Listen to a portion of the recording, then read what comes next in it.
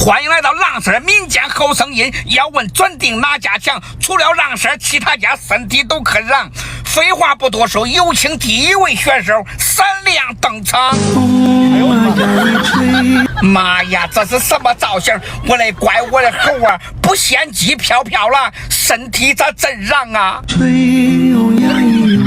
水咋捉你了？难道有人想吃你的鸡爪，还是想吃你的鸡腿呀？又开始演戏了，想剥夺大家喜欢，放你一条记录，你就是个戏精，原谅你摸门儿。好了吧，你别演了，我给你出个招，直接剧中摆脱杨戬的苦恼，去找个苏超窝那儿，一会儿听我的召唤，有请下一位学员闪亮登场。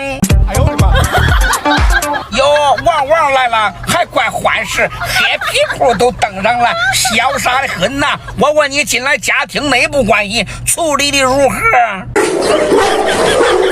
国际长是什么态度？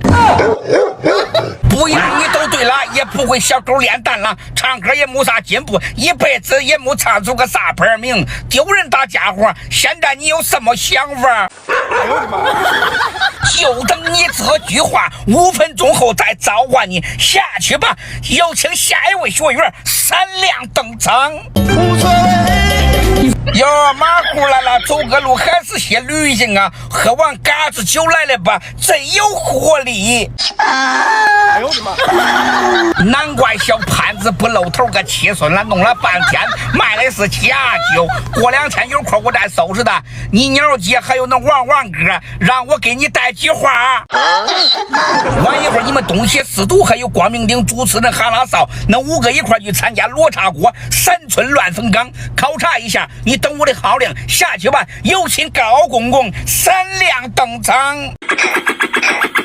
听见你这小松鼠叽啦喳，头皮都发麻。4位东邪西毒已集结完毕，准备好，我带你们起飞。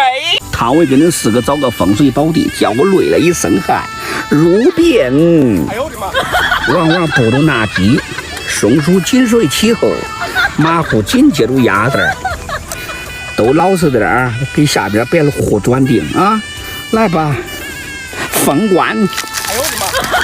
你们4位家庭按着到的乱坟岗，四处环山，空气稀薄，板凳高桌子低，汤多菜少碟子细，天空无雷下细雨，砸碎的老盆难圆的梦。一路安息吧，球盘嘞也还他还灭了，他还这是啥意思？你问他，硬是泡了我3根烟，咱们下期不见不散吧。